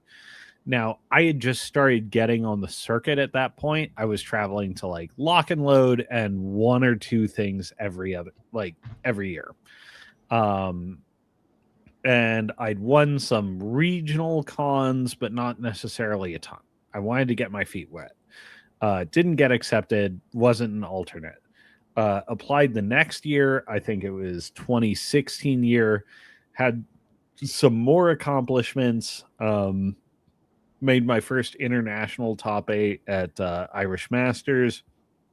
Still didn't get accepted because it was ultimately like not that impressive a resume still. 2017 I really put the hustle in over the 16 year and like traveled like crazy and stuff like that. But like one thing that used to happen with WTC is every year you submitted a resume, you also had to submit references. You had to have 2 to 3 other players who would vouch for you and say, yes, I can speak to this person's specific sportsmanship and the quality of their play and, you know, how they are to get along with presumptively as a travel companion. So that's one component because you had Acres really in your corner, and I think the other component is that this is not a 1-year process or that no. this doesn't happen overnight. But talk to me about the reference component and cultivating a reputation where you would have guys that were really willing to go to bat for you. Which I think that also comes down to putting yourself out there, like obviously having a local who's able to vouch for you. Oh, I wouldn't have Being made it in 17 if I didn't also apply in 16 and have people who were willing to go to bat for me. yeah, and then from there, just showing you've got the drive to actually do it. So like in 24, it was that consistent participation in leagues, going to a few of those big events, starting to travel more than just like an hour for your local steamroller. Right. Getting yourself out there as well. And then again, being that sportsman, being that guy you want to play the game against. And that stuff just starts to come out automatically, I think. And right. I didn't notice it at first, but I think it was when Justin did the like, no, you should apply, where I said like, wait a minute, people are actually starting to like know who this weirdo from Detroit is. And having enjoyable and high quality competitive experiences. Mm-hmm. You know, it's be the opponent you want to be. Yeah, a similar thing happened to me in 16. One of the years I didn't make it. I wound up against I think Tom Guan at WTC. And Tom and I had played each other a number of times. Like he's a name for the old heads.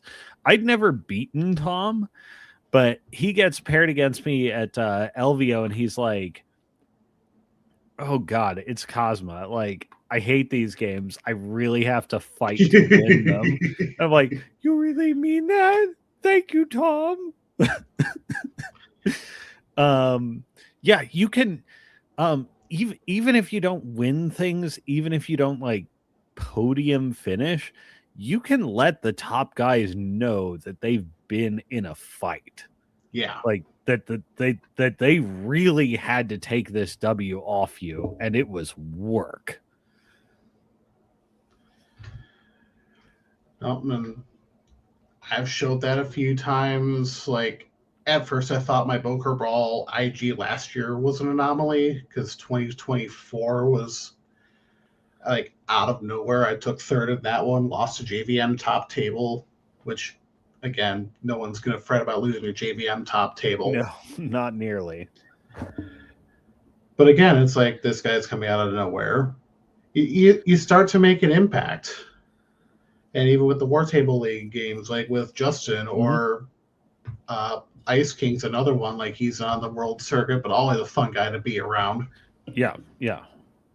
And him and I have this kind of like unofficial rivalry going on because of things like. Well, you're also like accepting Mr. Travis Mark. You guys are like the two most regular online league competitors in America land. Hey, if you can't play the games, what you gonna do? Yeah, I want to get those games in. So, in fact, I only had to cancel one game, and that was because my mom was in the hospital. It's kind of important. Yeah, it's fine, by the way. No, yeah. Gladly take the L for that one. So here's, I guess, there's two things in this. One, we've talked a lot about your 24 year, and I often tell people who are aspiring to WTC is, okay, if you want to go for it and you want to go hard, it's a 2-year process. One, because the resume is not just your most current performance year, it does stretch back. But the other is, in order to leave that kind of enduring legacy, it's the work of more than one calendar year. Tell me about your 23 and when we know you have Justin like giving you the thumbs up, like, Dan, you got it in, you go for it. But like, the 23, because you were still traveling and competing, what was it that had you go the extra distance and really set you up in a place to be scouted out as that guy in 24 going on 25? Yeah, so I'll start by saying 23 started on a rough note, just on a personal level. I won't get into that. But once I got into the second half of 23, I said I need to refocus myself on my passion. War Machine's been my passion. Again, going back into Mark 1. So I really wanted to start putting a focus on that. That's when I kind of started doing a little bit of War Machine, but it was mostly getting my feet wet. I played a couple of leagues. I was doing the same philosophy I had for local, where it was like a flavor of the month type thing. Mm-hmm. And it wasn't until like late that year, early 24, when I said, I want to start putting a little more focus into what I consider my main. And that's when I really started leveling up as far as like, all right, let's become a specialist in my Winter Corps. I still want to keep attention to my other armies, but you can't just, generalist your way in there forever. Mm-hmm. So let's pick a focus for competitive. That's when I actually started to travel, starting with Warfare Weekend that year, and just put myself out there. Like, nobody knew who I was. I knew I was a decent player, but only really Acres knew about that. And Actually, I need to apologize. I need to use the bathroom quick, so I'll be right back to close this slot. So I'll let you go for a minute. Wait, so yeah, I'll kick to just me for a second. Turnabout's fair play. It can often start small. Where you or those around you start to recognize that you're doing well, um, you know, you may not necessarily be in the same year that you apply and you get selected. Um, but when you start to be both a desirable opponent and an eminently challenging opponent for your greater regional circuit, like, and you have these ambitions, like, I want to be WTC, I want to be invitational, like, that's a really good time to look and say, like, actually, if I really commit to this next year, because I've got this local reputation regionally, because I've been playing my ass off and I've been playing my ass off properly, like, you can look and say, no, yeah, I think I am really ready to go for it. And if the people in your immediate vicinity are noticing, and if you go to the like greater regional, national, international circuit, and you bring the same spirit, people on those circuits are going to start to notice too. And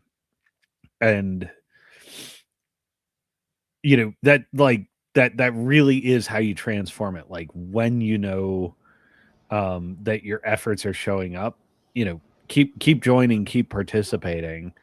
And actually, I think Dan, I wanted to transition into this because this has been another ongoing refrain in your personal story, and it came up multiple times during the interim committee interview, is mentorship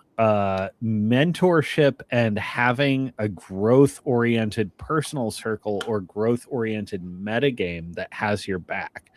And you seem to be a very active cultivator of that in the Detroit area. Like, tell me about how you build the village that built you. So again, a lot of that's just making sure the game is growing in general, but at the same time, like, I've got my Great Lakes Discord that I've run, Great Lakes Circuit. If you need the link, let me know. So I've been helping Zeke cultivate that from a regional perspective, just going out and reaching out to people, reaching out to stores, trying to get the new players. And you say it takes a village because it does. I had a random person show up to game night, had a good time.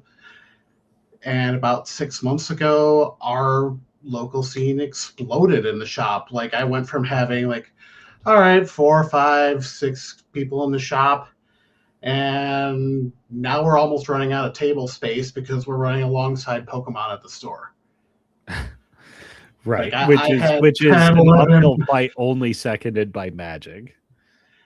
which strangely enough, our store is actually stronger in Pokemon than Magic. But I do the same thing that I was describing with the one local, where I'm not playing like my top tier list because I'm not looking to curb stomp anyone.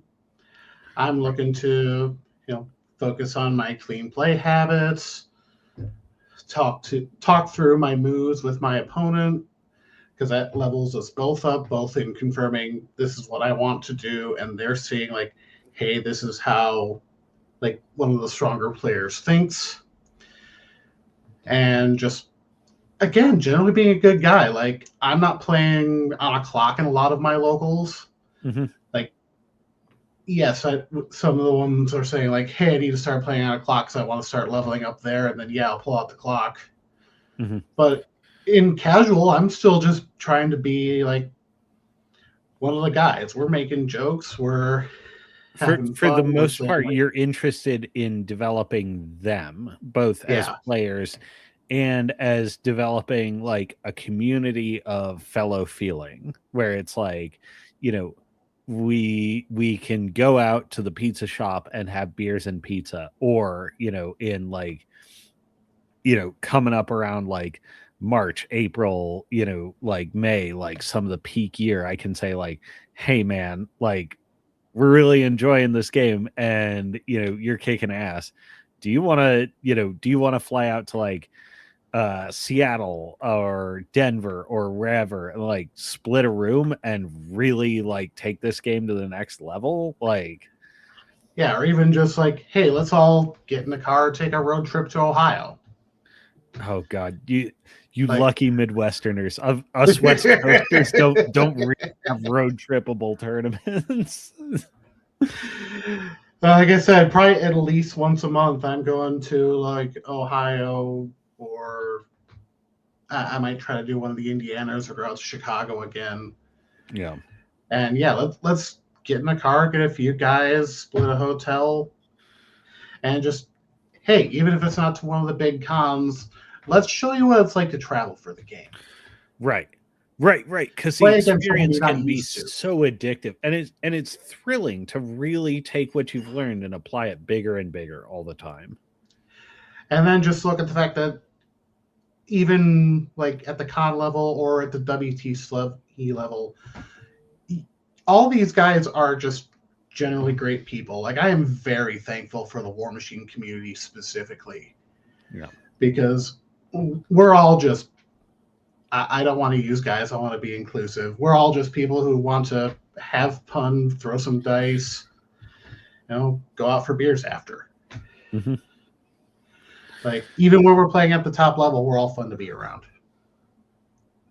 We got a shout out from Jay Beatnick again. St. Louis is one of the best places to live because we have Chicago, Indianapolis, Nashville, Louisville, Kansas City within a 3 to 5 hour drive. Well, you Yes, lucky bastard. Midwesterners. And really the core thing, Rick coming in here, the community is what makes this the best game. Dan, thank you so much for joining me, and thank you for really sharing, I think, a side of top performance and participating in the game at the highest levels that most people really don't see and doesn't get the attention it deserves.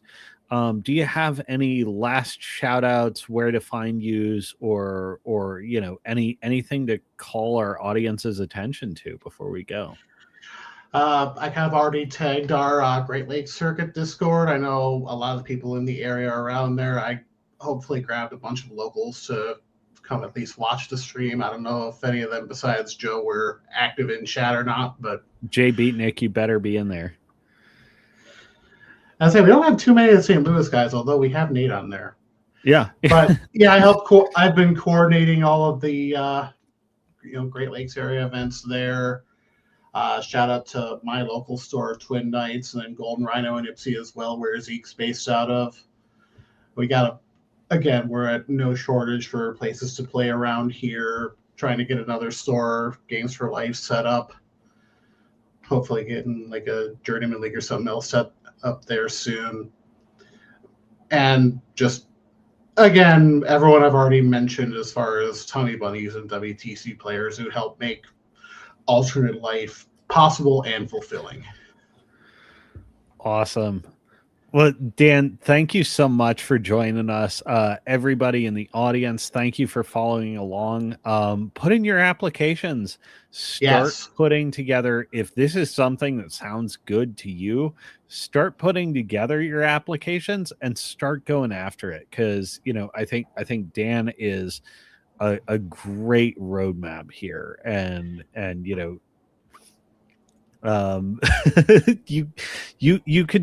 could do worse than follow like the solo masters terror threat and the Tummy Bunny team champion. So thanks everybody for being here. Really meditate deeply on this. Dan, again, thanks for showing up, and Keith, take us away. Let's Queen